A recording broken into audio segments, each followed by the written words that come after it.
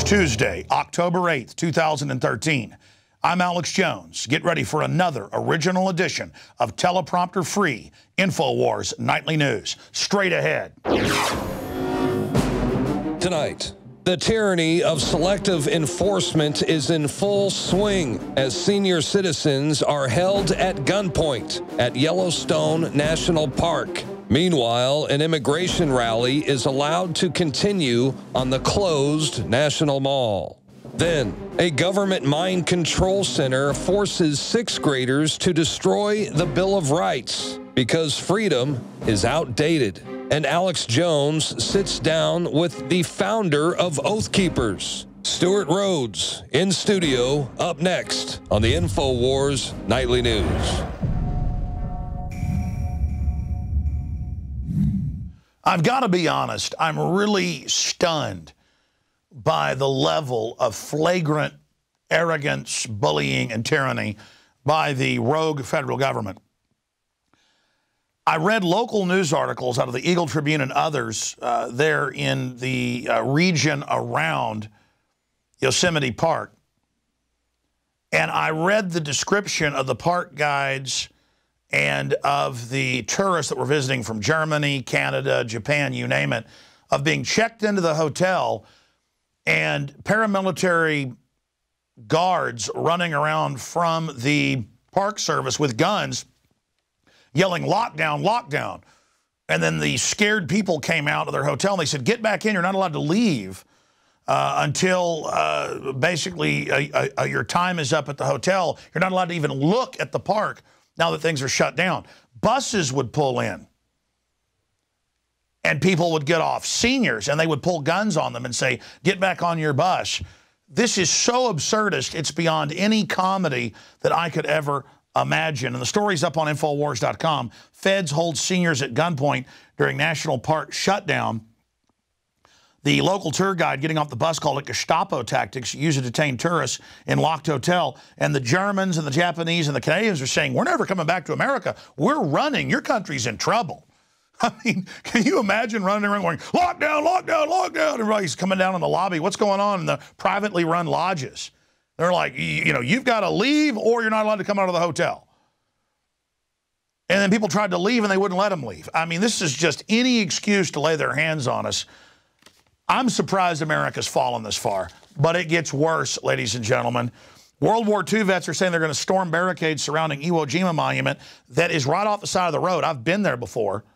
Right off the side of the road at Arlington Cemetery.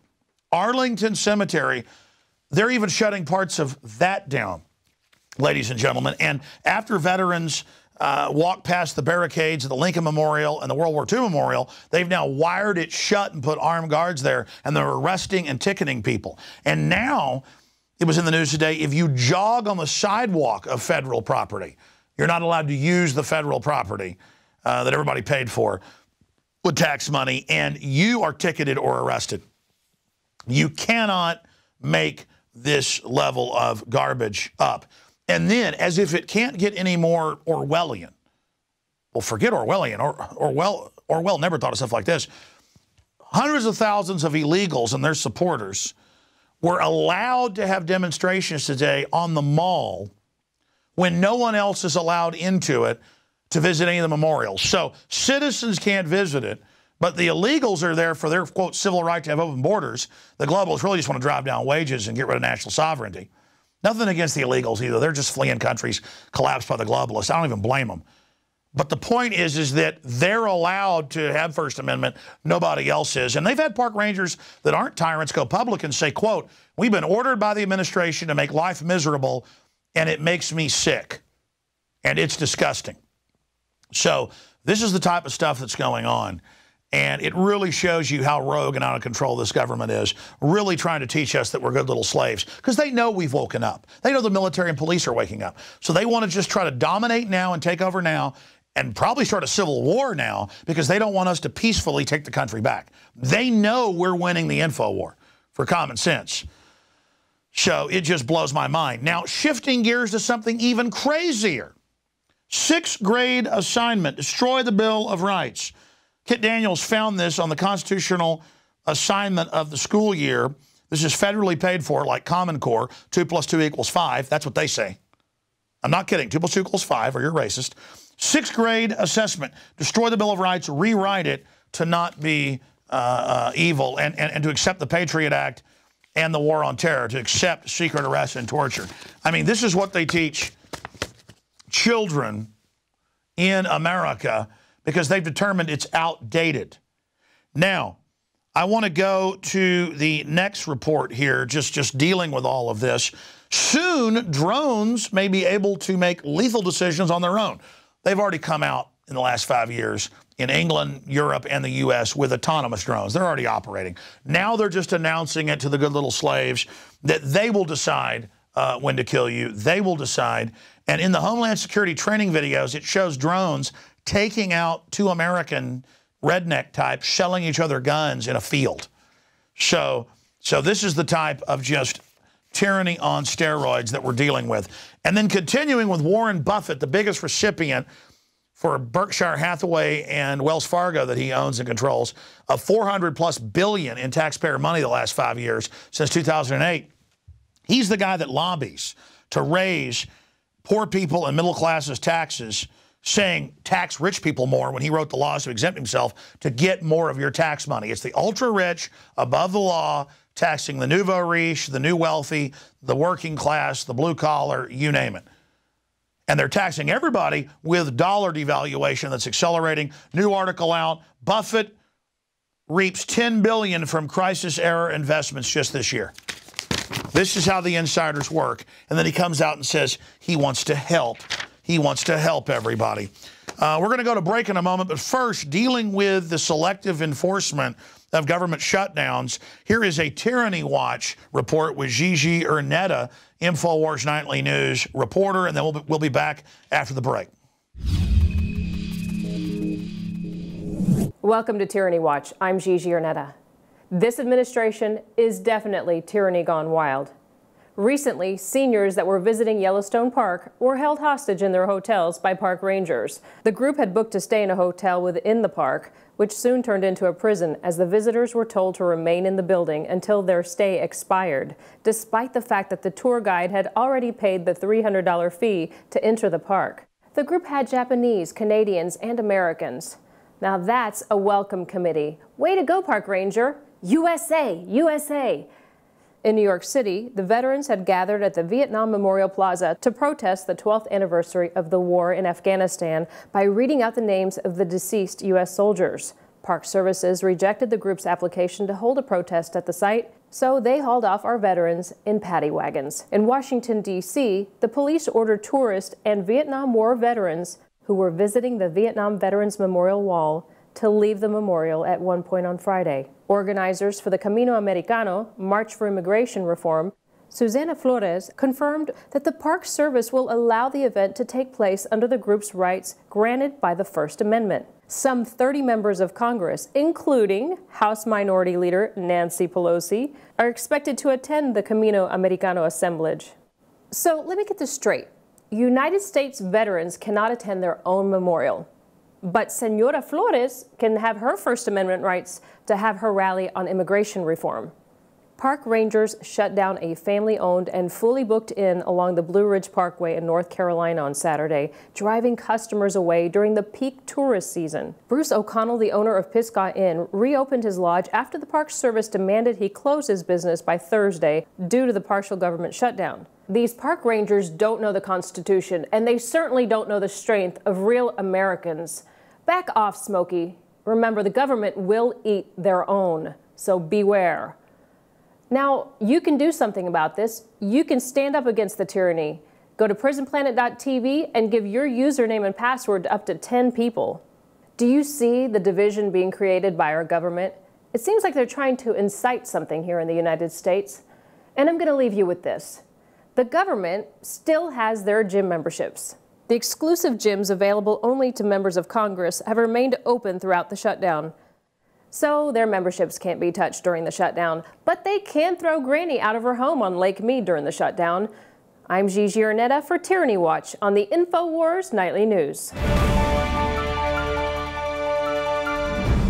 Now you can watch The Alex Jones Show live as it happens at Infowars.com/show. You'll find links to all of our content there and a free 15-day trial for Prison Planet TV. More than 60 movies and documentaries all in one place at Infowars.com/show. Alex Jones here to warn you about some of the most important health information you may ever hear. I'm talking about radiation, radioactive fallout, radioactive particles contaminating the Northern Hemisphere. Conservatively, since the 1940s, the Northern Hemisphere of our planet has more than doubled its background radiation. In fact, that was before Fukushima exploded. Now the levels are going up and up and up. Fish are contaminated in the Pacific, and the FDA, the EPA, and others, they're not worried about it. They've been raising the levels of what they claim is safe radioactive particles. So after more than 2 years of research into how to protect my family, looking at all the literature, talking to the experts, across the board they agreed iodine is key, but of the family of iodine, nascent, natural, non-GMO, non-factory iodine that comes from the earth is absolutely paramount for your thyroid and other functions in the body. The literature, the research, it's there. It's not my opinion. It is admitted that iodine is essential for the health of our bodies overall, and nascent iodine is the best form. Now, we're announcing the launch of InfoWarsLife.com, and we're going to bring you scores of products over the next few years that we're researching and developing. But nascent iodine is the first product we're coming out with because it's so important, and it's also listed as a fluoride detoxer. It does so many other things. Your body needs it, and when you don't have enough iodine, forget the radiation, your thyroid absorbs the sodium fluoride and other things. Nascent iodine and InfoWars Life Survival Shield in double strength at half the cost of the leading competitors. Please visit InfoWarsLife.com today.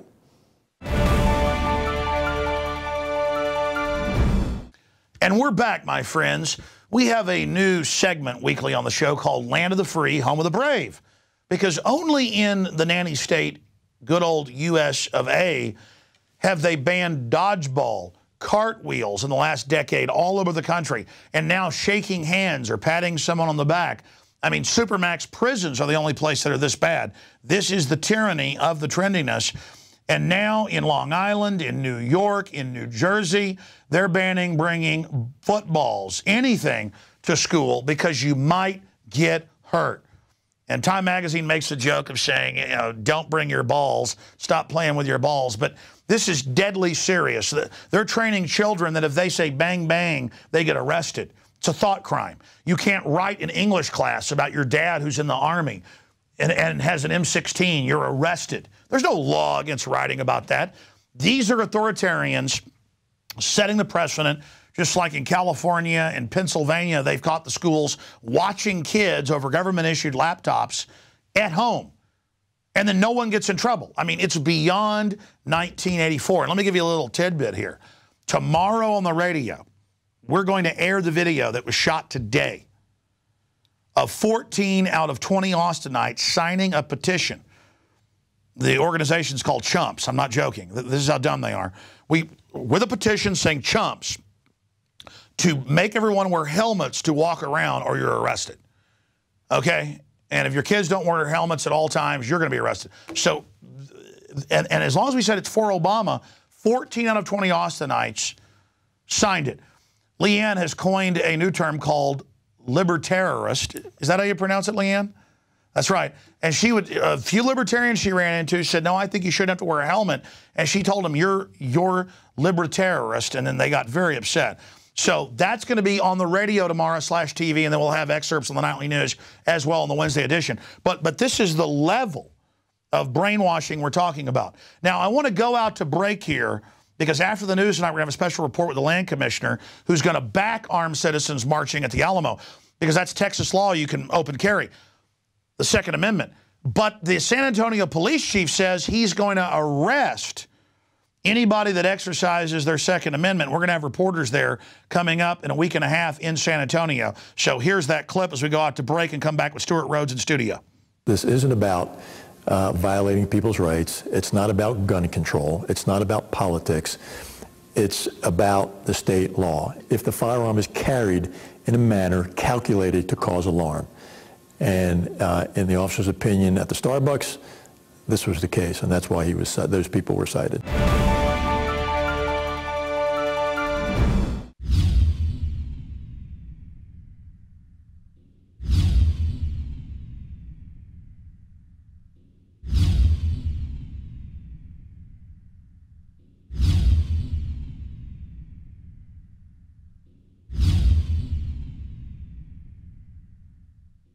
Many anthropologists and archaeologists believe that before man even discovered the power to harness and use fire, we were involved in agrarian activities. That is, taking the seeds of plants and then replanting them to produce more. The very foundation of our modern civilization and human culture is centered around the planting and cultivation of edible plants. Here are some of the amazing deals at Infowars Seed Center at InfowarsShop.com.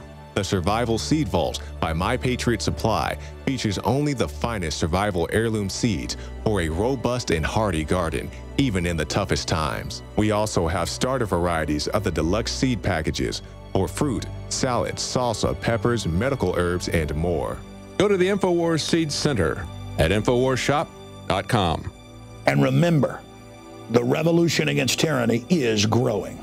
Introducing Pro One. All of your filtration in one system, portable, on the go. No more do you have 2 or 3 filters to just reduce sodium fluoride. You have a system that cuts out the sodium fluoride and up to 95% of hydrofluorosilicic acid. Advanced manufacturing technology combines silver-impregnated white ceramic with new Aquamedics advanced media for removal of fluoride and other heavy metals, all in one filter element. It is the only one that does it, and out of the gate, we have it discounted at 10% off with promo code WATER. This is the only system that in one unit helps reduce or remove pesticides, herbicides, chloramines, ammonia, and chlorine, hydrofluorosilicic acid, the most common form of fluoride not covered by other fluoride filter brands, and sodium hexafluorosilicate. Get your Pro Pure with the new Pro One filter today at InfoWarsStore.com or by calling 888-253-3139.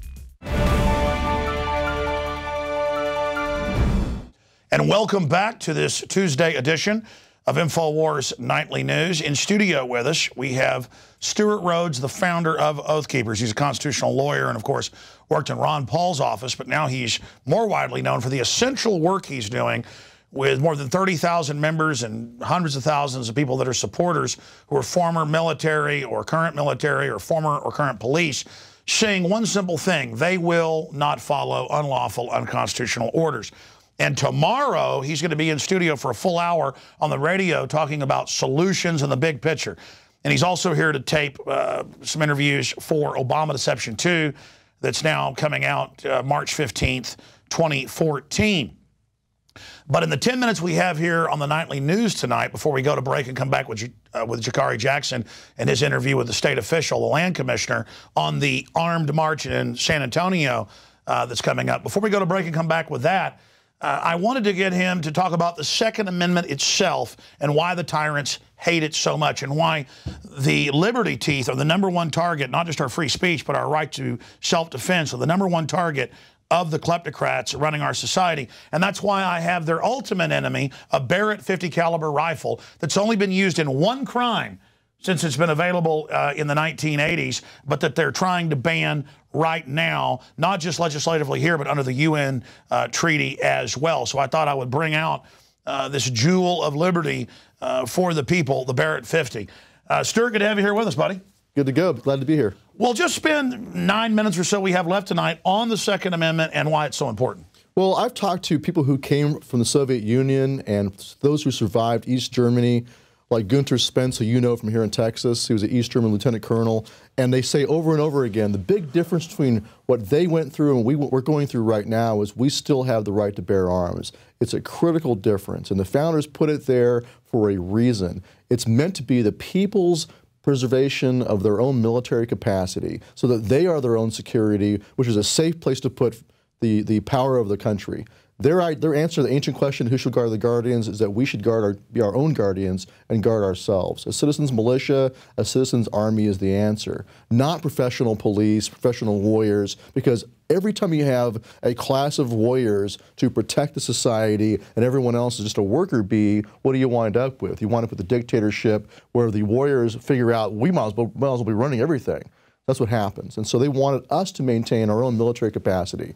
And of course, anyone who designs to strip you of your rights, the first thing they want to do is disarm you so that you're not capable of taking care of yourself, you're dependent upon them, and so you're not a threat to them. And why would they feel threatened by the American people if they didn't have bad designs for us? So obviously, this makes them wet their pants because they know that this will prevent them from being able to fulfill their ultimate goals. Switzerland is really where we got the model. That and the Dutch, they phased out their Second Amendment there, but we got the model from the Swiss and others. Switzerland has the lowest crime rate in the world, not just Europe. And I noticed they've been drilling their own citizen military for the collapse of Europe under socialism. They're preparing to repel the hordes of people during the collapse. Right, the French. Exactly. And so it's inevitable on this socialist trajectory of Cloward and Piven that things are going to collapse. This is what Soviet-style government does. But how will that work for them here when there are 400 million guns and people aren't going to turn them in? How is it going to work for the secret police when they try to go out, like Solzhenitsyn talked about, and take people away? Well, two things. One is they want everyone to be afraid of organizing. That's the effect of the NSA spying on all of us. You get people who are afraid to associate with each other, afraid to even go on Facebook, and so you self-censor, so you're isolated. It's much easier then to go and grab you in the middle of the night, one guy at a time. You might have a Barrett in your closet, but if you're in your underwear in the middle of the night when you come through the door with 12 guys, you really can't use it. So they don't want you organizing. So that's one aspect of it. The other second big weakness we have is a lack of food storage. The American people are very vulnerable, so if they wanted to, they could just trigger an economic collapse and just starve you out. You know, you have plenty of guns, most Americans have guns and ammo, but hardly any food storage. So it's a big, huge weakness. They want to make us dependent. We've got to become independent. Right. And even if we're not 100%, that doesn't matter. 1%, 2%, 5%, 10%, the journey of 1,000 miles, the old Chinese proverb, starts with a single step. We need to start that process. That's exactly right. And don't just, all the big lines around the corner at the gun shows, the same thing should be going on outside of Mormon canneries or any place that sells food storage, outside of Costco. You should be thinking about logistics, not just guns and ammo, but also food, medicine, communications, fuel. All of those things are essential for maintaining your liberty and independence. I didn't mean to go there, but since they're putting up InfoWarsStore.com, MyPatriotSupply.com, and the great folks there, that's our great sponsor, high-quality, storable food. But the issue is DHS 6 months ago came to them and said, we want to buy everything you've got, but don't tell anybody. And they said no and went public with the letter. And it turned out all the other big suppliers, they're basically, that's the reason there's now a shortage of storable food and prices going up, just like the bullets. The government's buying up all the food, the bullets, you name it. Right. But were they doing that for the American people or just for their own units? No, it's for themselves. Right, exactly. So they're not preparing us. They're not preparing us to weather out an economic collapse and chaos. They're preparing their own troops. And for us, they're spending billions of dollars on ammunition. That's what's meant for us. What did you think of the paper targets that we broke? And people didn't believe it first. And the media called the company. They went, no, DHS paid $2.1 million for these paper targets of men, women, and children to shoot, no hesitation. Right. Well, it's conditioning. Just like video games condition you to shoot at those things, so do the targets. Same thing. It's operant conditioning. Stuart, we got about 4 or 5 minutes left here. Other points concerning the Second Amendment, shaping the future battle space, as you say it. Where is the Republic today? Well, we are in an inverse situation for what the founders intended. Very weak people in very weak states, and with a top-heavy, increasingly draconian government, basically transplanting East Germany into the United States. So we need to get back to the founders' idea of the citizens militia, of people who are responsible for themselves, both when it comes to their own fire protection, when it comes to their own law enforcement, a posse back up the sheriff, relying on the neighbors to go and find the bad guy. Like in Boston, it should have been the neighbors who turned out to go search house to house for the bad guy. That's who found him anyway in the end, not having them all be treated like sheep, staying in their pens while their warriors go look for the bad guy. That's not the founders' intent. And another good point to make is that for hundreds of years in the United States, in the colonies, before we were even a country, the colonists defended themselves against the French and Indians, against the aggressors in their frontiers, through the militia. That was a model that they followed for hundreds of years. It wasn't just Switzerland. It was their own experience. Now, that was an old, exactly European model used in smaller free states. Right.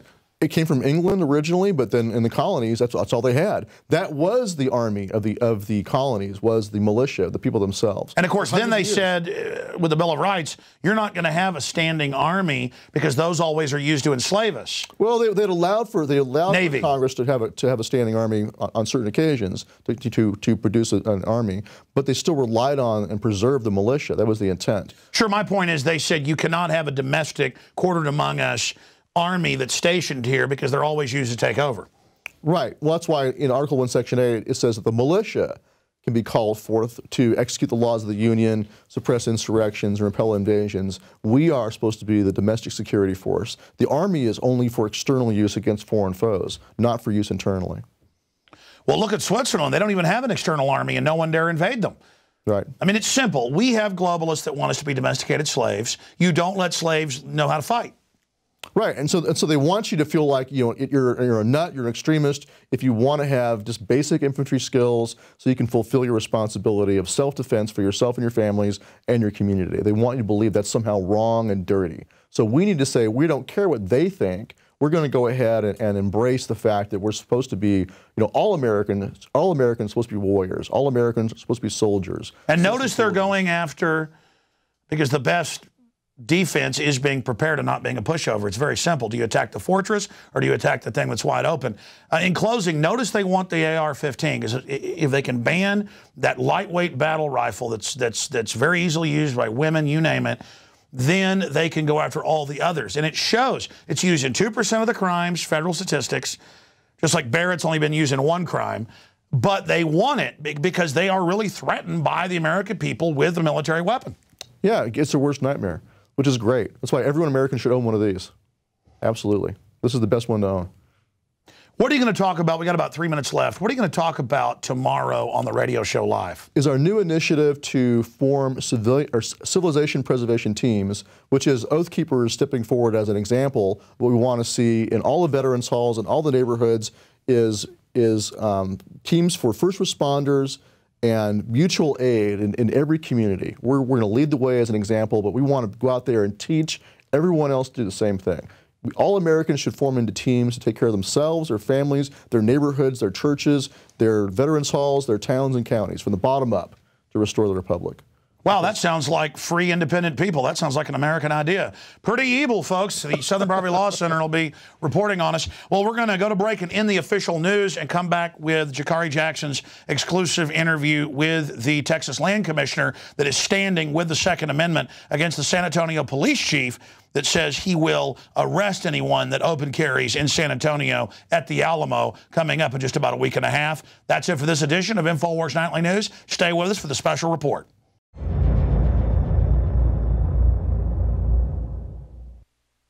Now you can watch The Alex Jones Show live as it happens at Infowars.com/show. You'll find links to all of our content there and a free 15-day trial for Prison Planet TV. More than 60 movies and documentaries all in one place at Infowars.com/show.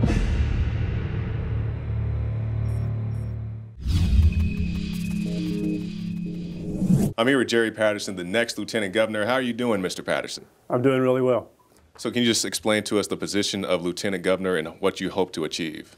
Well, the Lieutenant Governor is arguably the most powerful position in Texas government, and I'm not seeking power, but I frankly think that we are on the cusp of going the wrong direction in Texas, and we need somebody who is not afraid, somebody who's straight, and I mean straight in the sense that I tell you what I think, and somebody who has specific things that he or she, in this case he, wishes to accomplish. And if you go to my website, votepatterson.com, unlike all the other candidates, you're going to see a very detailed enumeration of things having to do with the Second Amendment, and I encourage folks to go and read what I say about that. Water, transportation, education, immigration. So I think folks are looking for leadership, and I think we have too many candidates who are more interested in looking good and who are more interested in the next election than the next generation. And I'm only focused on doing what I think is right. Like some politicians and some office holders from the past in Texas, we have too few of them today. Recently, we saw the issues with the people at the Texas Capitol building and the people out there carrying their black powder pistols. And it's my understanding that you actually wrote that law. The definitions in Chapter 46, 01 definitions in this chapter, firearm does not include antique or curio firearm manufactured before 1899 or a replica of an antique or curio firearm manufactured before 1899, but only if the replica does not use rimfire or centerfire ammunition. And mine is a ball and cap. I was the author of the Texas Concealed Handgun Law in 1995, and one of the items of unfinished business was I wanted to make these cap and ball replica revolvers not firearms under the law. So after I left the legislature, I wrote this statute. I gave it to a state rep and a state senator. They passed it, testified in favor of it. So I know the law very well. And a cap and ball revolver that does not shoot centerfire, rimfire ammunition under the law is not a firearm. And that's under state and federal law. So they had no firearm. And their arrest was unlawful. The law says you have to carry this firearm in a manner calculated to alarm. Now, carrying a pistol in a holster is not calculated to alarm. And think about the interesting testimony that's going to be, I guess, at trial, when at the same time that we're arresting this guy for carrying an antique replica pistol that under the law is not a firearm, at the same time, right there, were citizens lawfully carrying ARs and AKs, sling arms, and they weren't arrested. So to the average bystander walking around, assuming that anybody was alarmed, and frankly they should not be, why would you arrest a guy with an antique pistol that's not even a firearm under federal or state law? But then it's okay with the AKs and the ARs. It should be okay with AKs and ARs. That is the law in Texas. Open carry of a long gun is not unlawful in Texas. And so what we have here is somebody, and I don't know, I doubt that it was the DPS officer, but somebody decided to make up law and say, I'm alarmed. You know, you have to have a reasonable standard to this. You can't just say, I'm alarmed. I mean, there are people who are easily alarmed. They don't make law either. Somebody has to have a reasonable standard. These gentlemen were arrested unlawfully. They broke no law, and I'm anxious to see how this turns out at trial. Now, one of the things I'm anxious to see is this rally we have coming up on October 19th, where people are going to gather at the Alamo, carrying their long guns slung over their shoulders. Some people may have loaded firearms. There's several different groups. In my view, they ought to kind of get together and just pick one person to be in charge of all this, because San Antonio PD has not been a friend of the Second Amendment. This isn't about violating people's rights. It's not about gun control. It's not about politics. It's about the state law. If the firearm is carried in a manner calculated to cause alarm. They consistently, repetitively, even going back 20 years when I carried the concealed handgun law, San Antonio PD was opposed to it. Now, there were other police officers and police chiefs that were opposed to it, most of whom have come around and say, you know, I was wrong. A DA in Harris County, Johnny Holmes, was adamantly opposed to it and wrote me a letter about 3 years after we passed it and says, I was wrong. So it's really refreshing to see some folks fess up when they're wrong, but San Antonio PD has a policy about open carry, and they are not going to allow it. They have no authority to make up the law, and that's what they're doing. So I hope that San Antonio PD complies with the law. Now, as more and more people move here to Texas, we see Rick Perry campaigning to get people to come here to the state of Texas. Does this concern you at all? Because we have many people with many different ideologies. It does concern me. We have people moving here from foreign countries like California that I am concerned about. As long as they come to Texas and they're coming here because they share our values, they share our belief in the Second Amendment, which has nothing to do with hunting, It has nothing to do with recreational use. It has nothing to do with collecting. It has only to do with my God-given, constitutionally enumerated right to keep and bear arms to defend myself against a criminal element or an oppressive government. That's what it's about. And as long as they believe that way, as well as the other freedoms, and as long as they believe that we, don't need any more government regulation, that we have too much government, and they're coming here for those reasons, then I'm fine with it. I don't care where they come from. And it's a good thing. People came to Texas in the 1830s and 1840s and 60s because they were seeking liberty and opportunity. Same thing today. But they, in my view, they need to, understand our values may be different than the values where they came from. Are you an advocate for state nullification? We have the ability under the Constitution to ignore whatever law is unconstitutional. Now, how do you make that determination? If the federal government were to pass a law and say, well, you can no longer carry your firearm, or we're going to pass a law that says we're going to outlaw open carry of long guns, yeah, that would be an unconstitutional law. And frankly, I don't know if nullification, I just go with ignoring. As land commissioner, I travel quite a bit. I've spent quite a bit of time in the Big Bend National Park because we have some land adjacent to it. At one time, you could not carry in a national park. You couldn't possess a firearm. I ignored it. Told the San Antonio newspaper I ignored it. They wrote an editorial saying he ignores the law. I said, I'm sorry, that's not the law. It's unconstitutional. When I go into border areas along the Texas border, I'm armed. And unless it's private property, where the private property owner has a right to tell me I can't be there armed, but if it's public property, I'm armed. And so I ignore laws that I believe to be unconstitutional. As far as those unconstitutional laws, do you think that extends to the TSA? I think it extends to the TSA in some circumstances. It depends on how the TSA conducts themselves. Cavity searches, of course, we have some problems with cavity searches here in Texas with other law enforcement agencies, but it extends to how they conduct themselves. What do they do? And I would submit to you that sometimes they are infringing on the rights and the personal rights of privacy. Other times they are not. I don't think you can blanket make a statement on that many TSA officers. I try not to fly commercial if I can help it. I got a little airplane, I fly it, or I drive. Now we see the city of Chicago has now been deemed the murder capital of the United States of America, even though it has some of the strictest gun laws. So let me ask you, how do you feel about gun-free zones?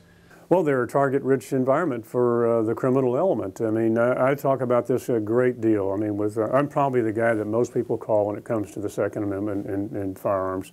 And I use the analogy, had I been in the theater in Aurora, Colorado, fewer people would have died.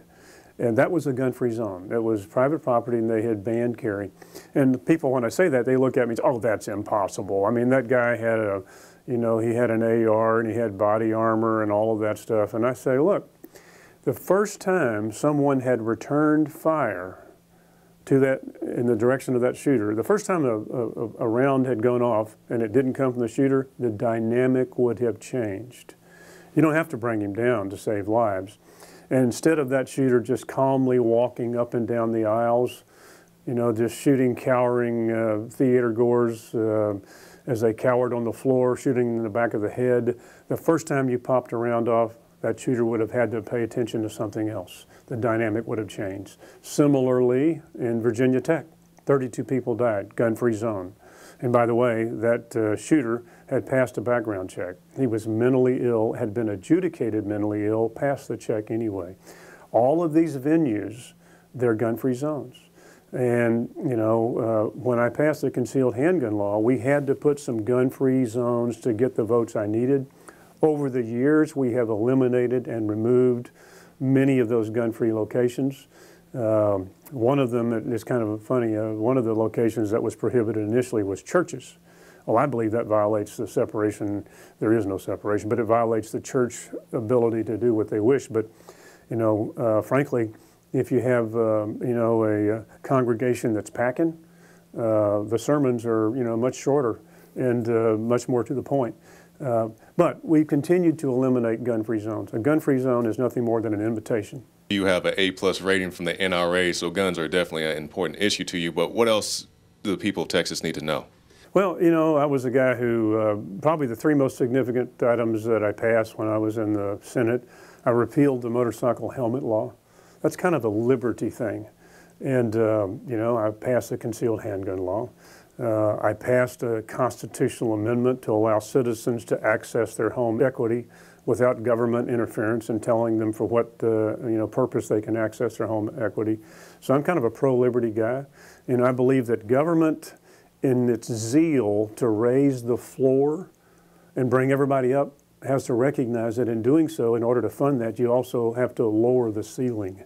I want the opportunity in Texas to make a mistake, because whether that's a financial mistake, you know, investing my money, but because without that opportunity to take choices and take chances, then we also have the diminished opportunities to succeed. And I grew up in Texas, and I went to school in the 50s. Everything was open to me. And today, you know, I have children, I have grandchildren. I want them to have those same opportunities. And I see an oppressive federal government that, with a do-gooder mentality, continues to pass statutes such as the Endangered Species Act, you know, a lot of other so-called well-intended items of legislation. That mindset is not here in Texas, and we should be thankful for that, but it's creeping this way. And we have to, in my view, maintain Texas as it is and as it was. And not only is that good for Texas, Texas has the ability to lead and redeem this nation, because we are liberty. And there are a few other states, but we're the prime state that can redeem this nation. VotePatterson.com. All right, Jerry Patterson, thank you for your time, sir. All right, thank you, Jakari.